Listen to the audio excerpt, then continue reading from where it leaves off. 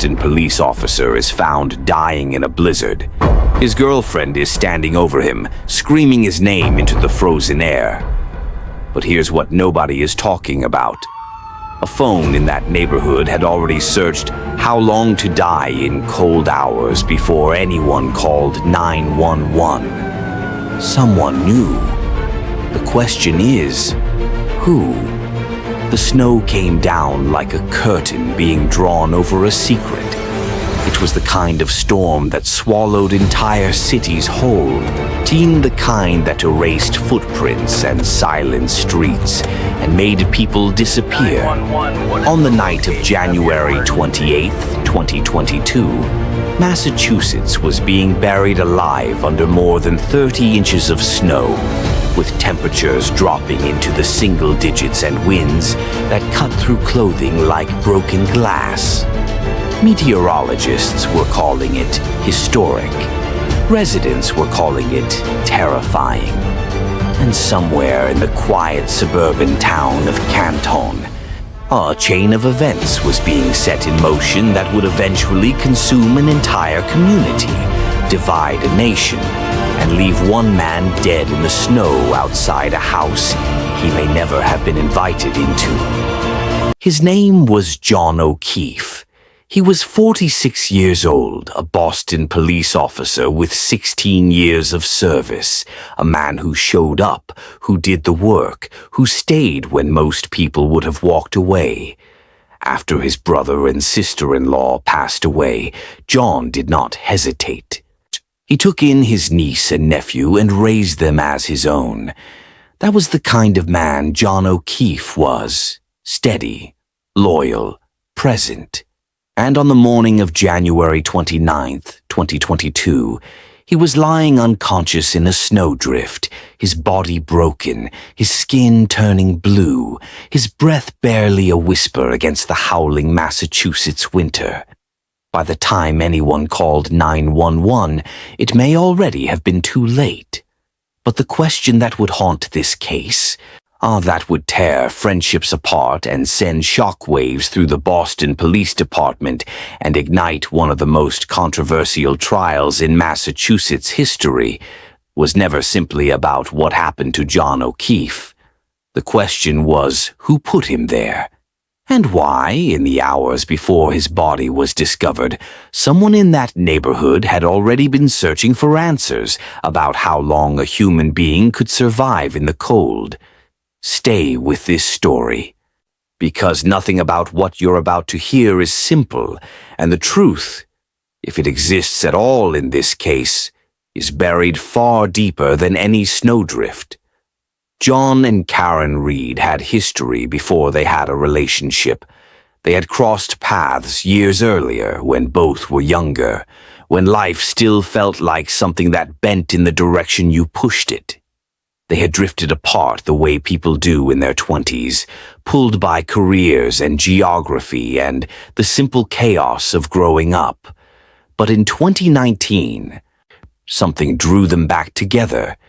Karen Reed was 42 years old by the time the case began, a finance professional from Mansfield, Massachusetts, educated, articulate, and by most accounts deeply in love with a man whose world revolved around his badge and his family. She and John became serious quickly. They spent nights together at his home. They went out with friends, many of them fellow officers, people John had known for years, people who inhabited a closed world of shared loyalty and unspoken code. That world would become the center of everything. The evening of January 28th started the way many Friday nights did for John and Karen. They planned to visit a few local spots, meet up with friends, shake off the week. The storm was already building outside, but inside C.F. McCarthy's bar, the warmth and noise made it easy to forget what was gathering in the dark beyond the windows. John arrived first, at around 7:37 in the evening. Karen came in just after 8:51, settling in beside him, ordering vodka sodas, falling into easy conversation. At 9:15, John handed Karen a drink. They were relaxed. They were together. And by all accounts from witnesses inside that bar, there were no arguments, no tension, nothing that suggested the night was anything other than ordinary. Everything looked fine between them, one witness would later say. They seemed like a normal couple having a normal night out. But normal nights do not end with a man dead in the snow. They left C.F. McCarthy's around 10:40 and moved on to the Waterfall Bar and Grill, where they met up with a larger group, including colleagues and friends connected to the Boston police world. The atmosphere at the Waterfall was loose and social. People were drinking, laughing, telling stories the way cops do when they are finally off duty and trying to pretend, just for a few hours, that the job does not follow them home. Karen was observed at some point carrying a glass from C.F. McCarthy's inside her coat, a glass that would later become a piece of evidence in a case she could not have imagined was coming. Around midnight, things began to shift. Karen left the Waterfall Bar with two women at approximately 12:10 in the morning. John stayed behind briefly, finishing his drink, and then followed. What happened between that moment and the moment John O'Keefe was found dying in the snow is the contested heart of everything. It is the space in which two completely different stories exist simultaneously, both claiming to be the truth, neither yet fully proven, and both carrying consequences so enormous they are almost impossible to fully absorb. Prosecutors would later say that Karen Reed, intoxicated and furious, backed her black Lexus SUV into John O'Keefe outside the home at 34 Fairview Road, leaving him to die in the snow. They would point to the broken tail light on her vehicle, to pieces of red and clear plastic found in the snow near John's body, to the hair strand discovered on the rear passenger side quarter panel of her car, to her blood alcohol content, estimated between 0.13 and 0.29% around midnight. They would argue that Karen's own behavior in the hours before discovery, her frantic calls, her pointed references to the damage on her car, her contradictory statements, all pointed to a woman who knew exactly what she had done. Karen Reed's defense team would say something else entirely. But before getting to that, it is worth sitting with the physical reality of what was found on the morning of January 29th. Because the state of John O'Keefe's body tells a story all its own, even if the two sides interpret that story in radically different ways.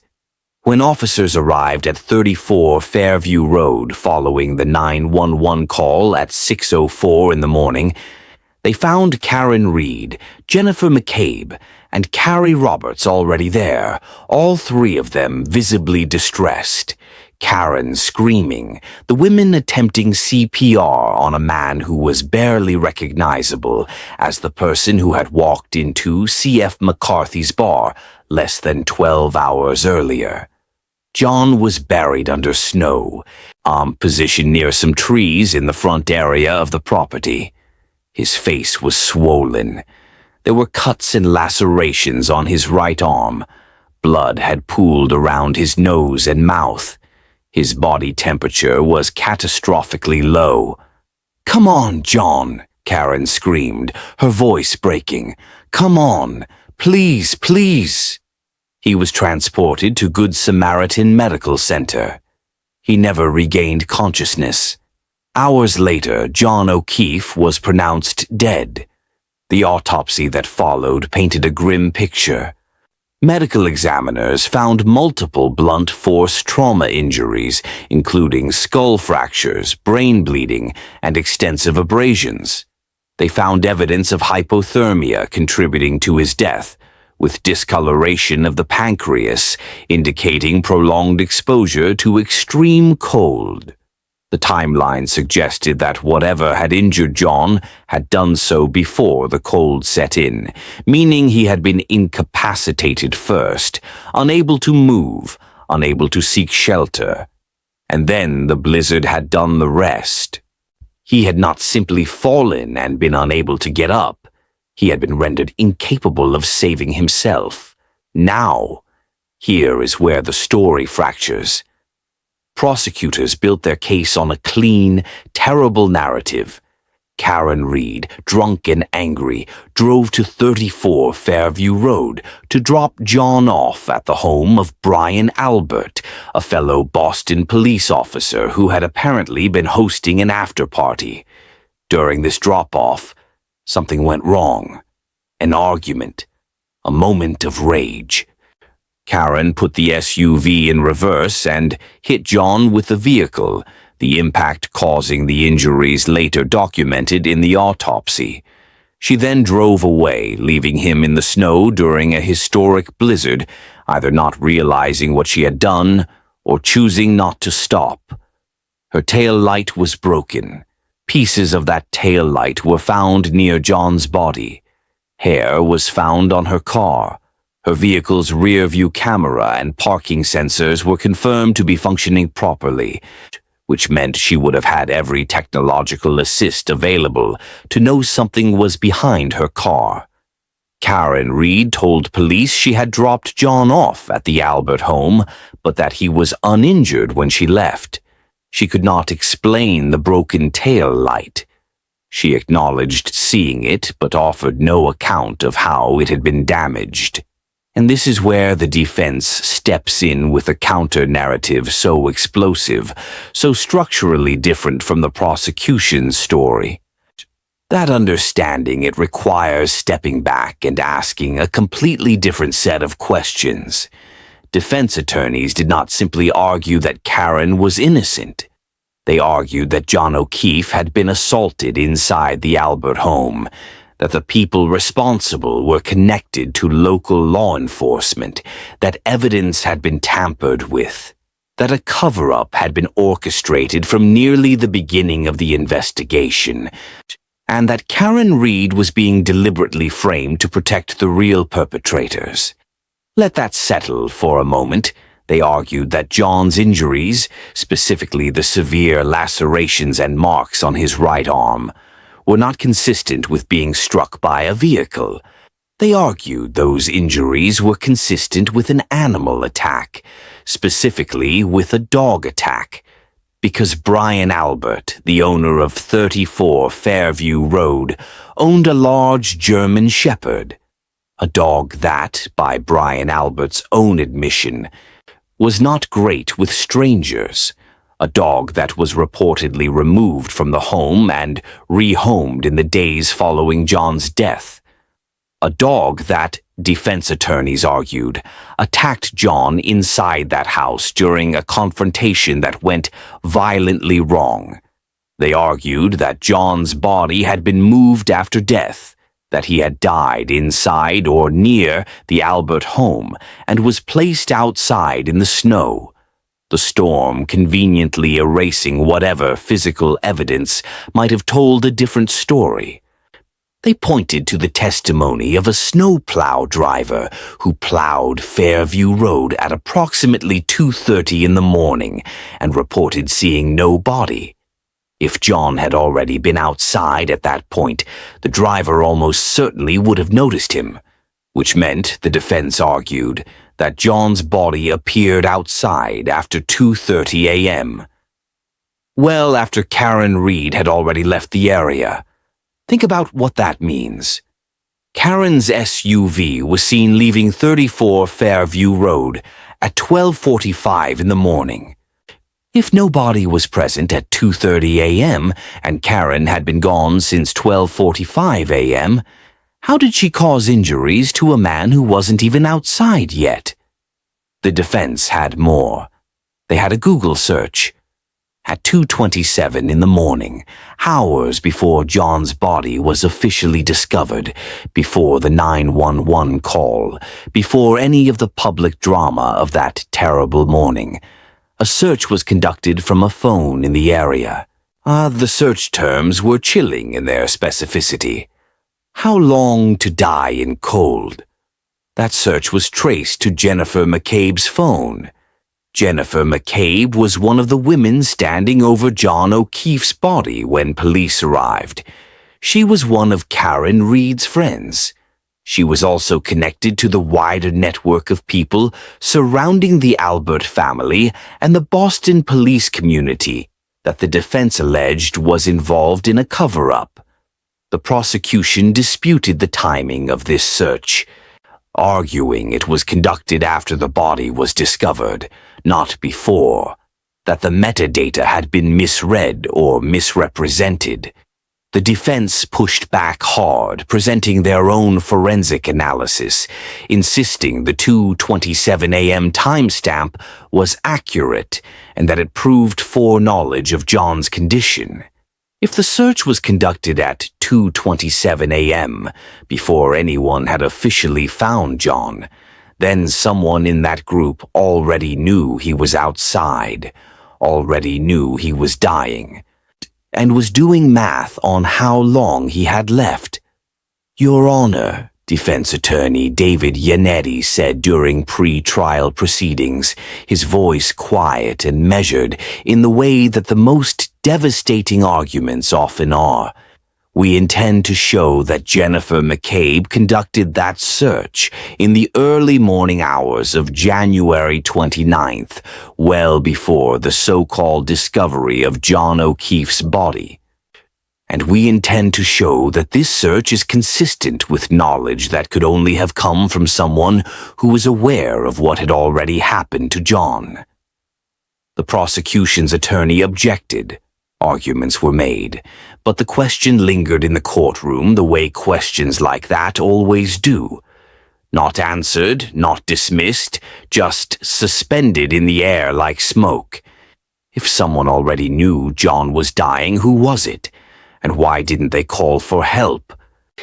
The investigation itself became a battleground almost immediately, and at the center of that battle was Massachusetts State Trooper Michael Proctor, the lead investigator on the case. The defense attacked Proctor's credibility with extraordinary force, presenting evidence of what they described as serious conflicts of interest. Proctor, they argued, had personal connections to the Albert family and to others in the social circle surrounding 34 Fairview Road. He had, the defense alleged, mishandled evidence, failed to pursue obvious leads, and conducted an investigation that was less about finding the truth than about constructing a case against Karen Reed while protecting individuals who might otherwise have faced scrutiny. Proctor's conduct during the investigation became one of the most hotly contested elements of the trial. Defense attorneys presented text messages, phone records, and testimony that they argued demonstrated Proctor was not an impartial investigator, but rather an active participant in what they called a systematic cover-up. They questioned his handling of physical evidence. They questioned the gaps in surveillance footage. They questioned why certain forensic tests, including DNA analysis of the wounds on John's arm that might have confirmed or denied animal involvement, were delayed or withheld entirely. "What is Trooper Proctor hiding?" Defense attorney Alan Jackson demanded during cross-examination, his voice rising. "Because the evidence that should have been collected wasn't collected, the evidence that should have been tested wasn't tested, and the evidence that should have been preserved somehow keeps disappearing. You want to explain that to this jury?" Proctor maintained his professionalism on the stand, but the jury was watching, and the public was watching too, because by this point, The Karen Reed case had metastasized beyond the courtroom. It had become a cultural phenomenon. Social media had divided itself into factions, with the kind of fervor usually reserved for elections and sports championships. There were people who watched every moment of the proceedings, convinced of Karen's guilt, who pointed to her blood alcohol level, her broken tail light, the plastic pieces in the snow, and said the answer was obvious. And there were people who watched those same proceedings and saw something else entirely. A woman being sacrificed to protect powerful men in a community where loyalty to the badge ran deeper than loyalty to the truth. The district attorney's office issued a statement condemning harassment of witnesses. At least 2 individuals connected to the case reported being followed, threatened, and inundated with hostile messages. The line between engaged public interest and mob behavior had been crossed, and the judge overseeing the case had to repeatedly address the chaos bleeding in from outside the courtroom walls. Through all of it, Karen Reed maintained her innocence. She was not a woman who retreated into silence. She gave interviews. She made public statements. She stood outside the courthouse in pressed clothes with her attorneys flanking her, and she looked into cameras and she said again and again that she did not hurt John O'Keefe, that she loved John O'Keefe, that John O'Keefe was taken from her and she intended to find out by whom. "I want justice for John," she said at one point, her voice steady despite everything. Not the version of justice that they manufactured, the real kind. But the prosecution was not finished. Prosecutors pointed to the testimony of John's niece and nephew, the children he had taken in and raised after their parents died. So both testified to what they described as frequent arguments between John and Karen. Arguments about boundaries, about the children, about space and time, and the specific pressures of a household rebuilding itself after tragedy. John, they said, had been thinking about taking a break from the relationship in the weeks before his death.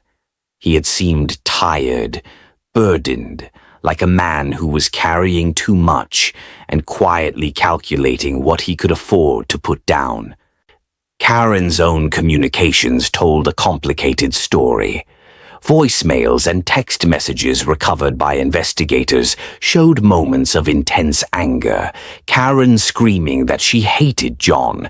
Karen expressing frustration and fury in the unguarded way people do when they believe no one is preserving their words for a future jury.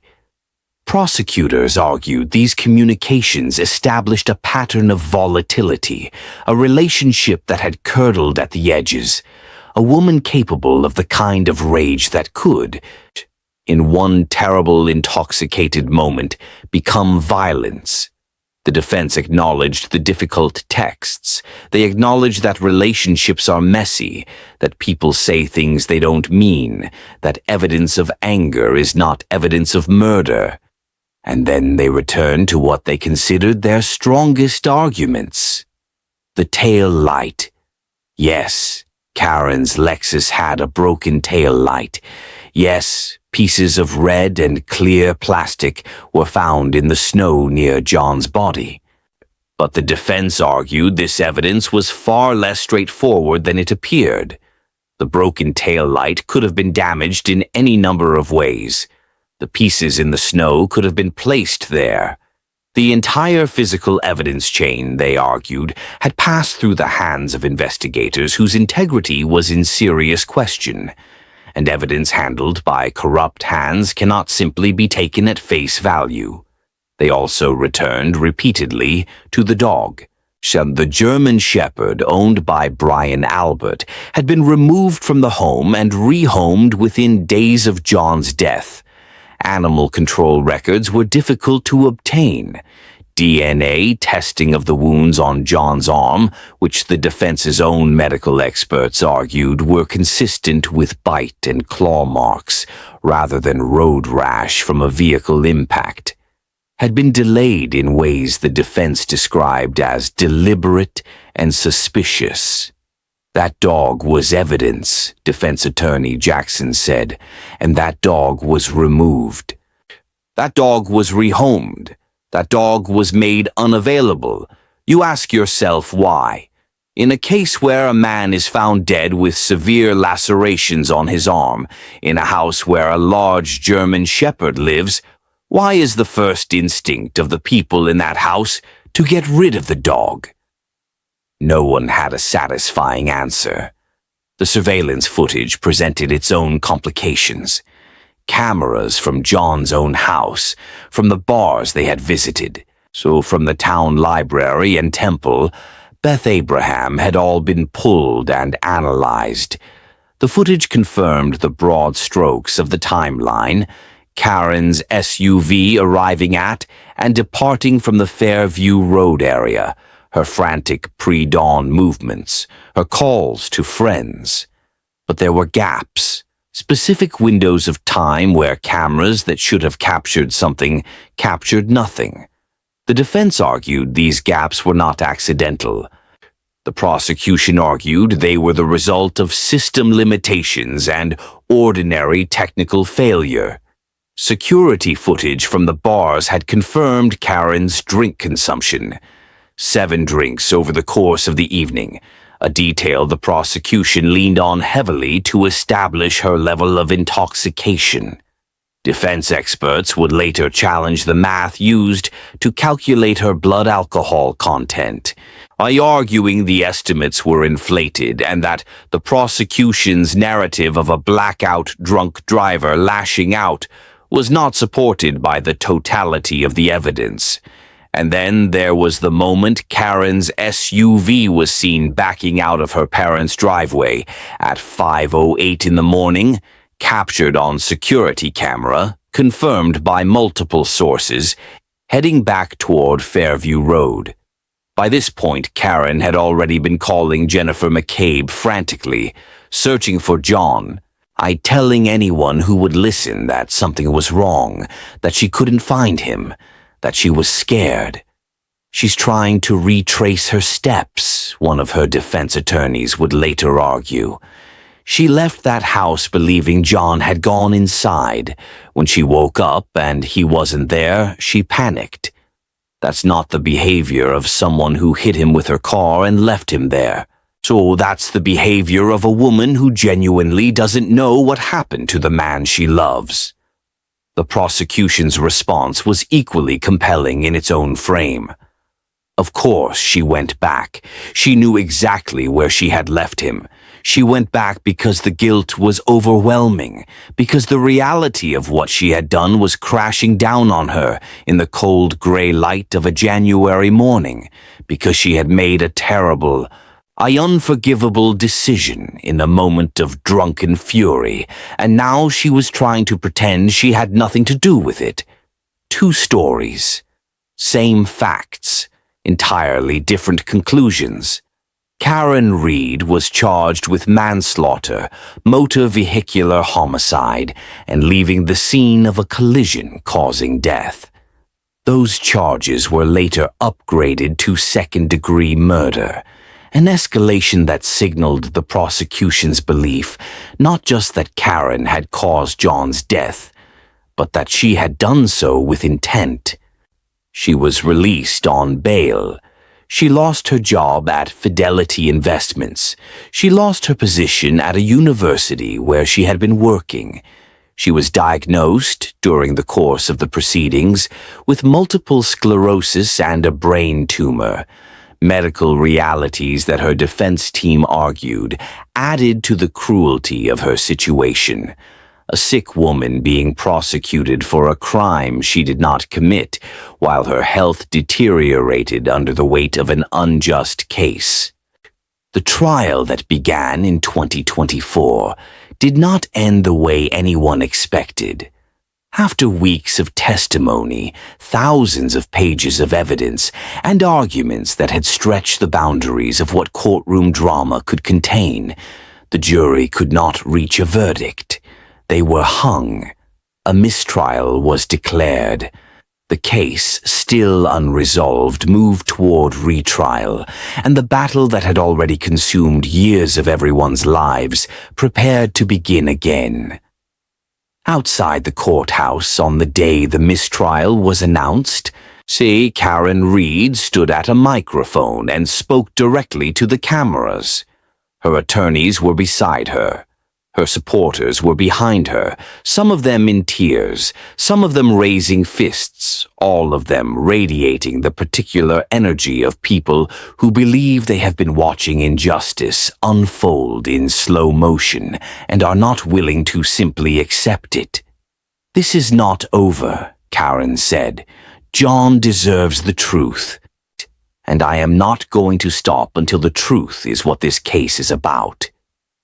Inside the families of those connected to the Albert home, behind the closed doors of the Boston police community, in the private conversations of investigators and attorneys and witnesses, reactions were quieter and harder to read. Because the mistrial meant no one had won. It meant the questions that had launched this case. Who put John O'Keefe in that snow? Who knew he was dying before anyone called for help? Who made the decision to remove a dog from a home 3 days after a man was found dead with wounds that looked like bite marks? Were all still open? Every single one of them still unanswered. There are things that get lost in the noise of a case like this. In the arguments about tail lights and blood alcohol content and Google searches and corrupt investigators, it becomes easy to lose sight of the human reality at the center of everything. John O'Keefe, 46 years old, was a man who chose obligation over convenience at every major turning point in his life. When his niece and nephew needed someone, he did not calculate whether it was fair or whether it was easy. He simply became what they needed. He showed up. He stayed.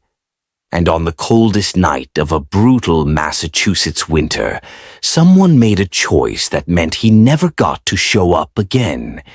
His niece and nephew testified in court. They described a man who was warm with them even when he was tired, strict with them even when it was hard, present in the way that only people who understand loss can truly be present with the people they love. They described the arguments between John and Karen with the careful language of teenagers trying to tell the truth without destroying anyone.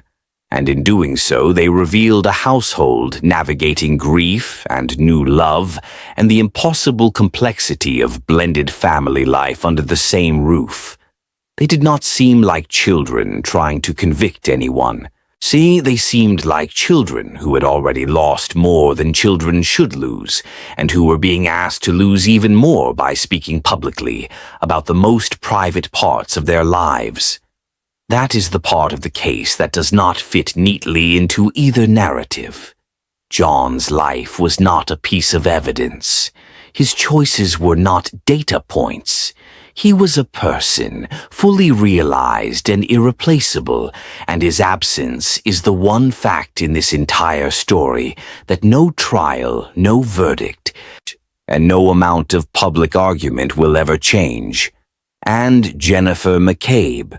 Let us return to Jennifer McCabe for a moment, because her position in this case is uniquely uncomfortable, regardless of which version of events you believe. If the prosecution is right, she is a witness who was present at the scene of a tragedy, a friend who tried to help, a person whose phone records and testimony simply document the chaotic reality of an awful morning. If the defense is right, the story of Jennifer McCabe is something far darker, a woman who knew what was happening before she should have known, whose Google search at 2:27 in the morning is the single most disturbing piece of evidence in a case full of disturbing evidence, and whose connection to the broader network of people who may have been involved in covering up what happened inside 34 Fairview Road makes her one of the most important, unexamined figures in the entire investigation. The prosecution disputed the timing of that search. The defense insisted on it. Forensic experts on both sides analyzed the same metadata and arrived at different conclusions with the confidence of people who had spent their careers being certain about things in rooms where certainty is currency. The jury heard all of it and still could not decide. Brian Albert, the owner of 34 Fairview Road, was never charged with anything. He gave statements to investigators. He acknowledged that the after-party had taken place at his home. He acknowledged the German Shepherd. He cooperated with the investigation to the degree that he was required to cooperate. And he lived in a home that sat at the center of one of the most contested death investigations in Massachusetts history. A home from which a large dog was removed and rehomed within days of a man dying outside its front door. The defense made much of this. The prosecution made nothing of it. Because from the prosecution's perspective, what happened inside that home was irrelevant. The prosecution's case did not require anything to have happened inside. It only required Karen Reed to have been outside in a black Lexus with a broken tail light and a blood alcohol level north of the legal limit. Surveillance footage from cameras throughout Canton told pieces of a story without telling all of it. Gaps remained. Specific moments that should have been captured weren't. Whether those gaps represented ordinary technical failure or something more deliberate depended entirely on how much trust you placed in the investigators who collected and interpreted the footage. And trust in those investigators was precisely what the defense had spent the entire trial systematically destroying. Trooper Michael Proctor took the stand and was cross-examined with the kind of methodical, unrelentless precision that defense attorneys deploy when they believe they are exposing not just mistakes, but malice. His text messages were read aloud in court. His relationships were mapped publicly. His decisions were questioned one by one with a granularity that left very little room for the ordinary messiness of human error to serve as explanation. The defense needed the jury to see Proctor not as a flawed investigator, but as a compromised one, because if the investigation was compromised, every piece of evidence it produced became suspect. Whether they succeeded is a question the hung jury answered only incompletely. In the weeks and months after the mistrial, the public conversation about the Karen Reed case did not quiet down. It intensified.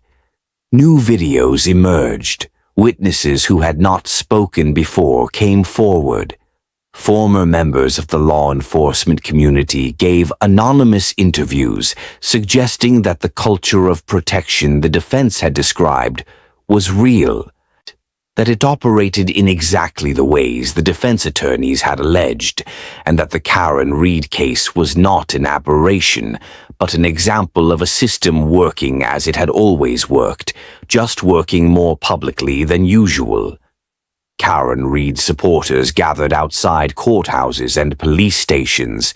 They wore T-shirts. They carried signs. They told anyone who would listen that they were watching injustice happen in real time and that they refused to look away. Counter voices argued that this was trial by social media, that the mob had decided Karen was innocent before the evidence was fully weighed, and that the real victim of the public circus was the integrity of the legal process itself. Both sides had a point. Neither side had the full picture. As of early 2026, the retrial is underway. The same evidence is being presented to a new jury. The same arguments are being made by the same attorneys, refined by the experience of the first trial, sharpened by everything that has emerged in the intervening months. New witnesses, new forensic interpretations, new questions about evidence that was previously unavailable or inadequately examined. And at the center of it all, unchanged by any of it, is the image that started everything. A 46-year-old Boston police officer lying in the snow outside a house in Canton, Massachusetts, on the coldest morning of the year, surrounded by people who may or may not have known exactly how he got there. The snow has long since melted. The blizzard of January 29th, 2022 is a historical data point now. 30 inches of accumulation, record low temperatures, the kind of storm that disrupts a city for days and then becomes, over time, just a story people tell about the winter it really snowed. But for the people whose lives were shattered by what happened inside and outside 34 Fairview Road on that night, the storm has never really ended. Karen Reed is still fighting. The Albert family is still living with the shadow of a case that has made their address one of the most searched locations in Massachusetts. Jennifer McCabe is still a name that gets typed into search engines millions of times alongside the words Google search and 2:27 a.m. and How Long to Die in Cold. Trooper Michael Proctor is still a figure around whom serious questions gather like weather. John O'Keefe's niece and nephew are still growing up without the man who chose to be their person when they had no one else. And John O'Keefe is still dead. Here is what we know for certain. A man went out on a snowy Friday night with people he trusted, in a world he thought he understood, and he did not come home. Everything else, the how and the who and the why, is still being argued in a Massachusetts courtroom while a country watches and argues along with it. Here is what we do not know, the truth, not fully, not yet. This case is not over. The retrial is happening right now, and whatever verdict eventually emerges from it will be contested by the side that loses with the same ferocity that has characterized every stage of these proceedings. There may never be a moment where both sides accept the outcome. There may never be a clean resolution that fully accounts for every question the defense has raised, every gap in the surveillance footage, every unexplained decision made in the days after John O'Keefe's death, every piece of evidence that doesn't quite fit the story the prosecution needs it to tell. But somewhere in all of it, John O'Keefe is waiting to be seen clearly. Not as a piece of evidence, not as a symbol for either side's argument. Just as a man who deserved better than what the night of January 29th, 2022 gave him. A man who spent 16 years showing up for his city and his family, and who, in his final hours, lay alone in a blizzard while the people who might have helped him did not. That is the tragedy underneath the conspiracy theories, underneath the courtroom battles, underneath the social media wars and the harassed witnesses and the hung juries and the public debates about evidence and integrity and cover-ups. That is the thing that should never get lost, no matter how complex this case becomes. No matter how many experts disagree, or how many hours of surveillance footage get analyzed, or how many times the lawyers stand up and tell the jury a story about who John O'Keefe really was and how he really died. He was real. He mattered. And he deserved the truth. If this story has gripped you the way it has gripped an entire country, if you find yourself going down rabbit holes at 2 a.m, searching for answers the same way someone in Canton was searching at 2:27 a.m., See on January 29th, then you already understand why this case refuses to let people go. It is not just about Karen Reed. It is not just about John O'Keefe. It is about what happens when the systems we trust to protect us and find the truth become the very systems we have reason to doubt. It is about what justice looks like when the people responsible for delivering it may have interests of their own. Subscribe if you want to follow this case as the retrial unfolds. Hit the notification bell because when a verdict comes in, you are going to want to know immediately. Leave a comment below with your theory. Do you think Karen Reed did this? Or do you believe something far more complicated happened inside 34 Fairview Road on the night of January 28th? Share this video with someone who needs to know about this case, because the more people paying attention, the harder it becomes for the truth, whatever it is, to stay buried. John O'Keefe is waiting for his story to be told completely. So are we. And we are not going anywhere until it is.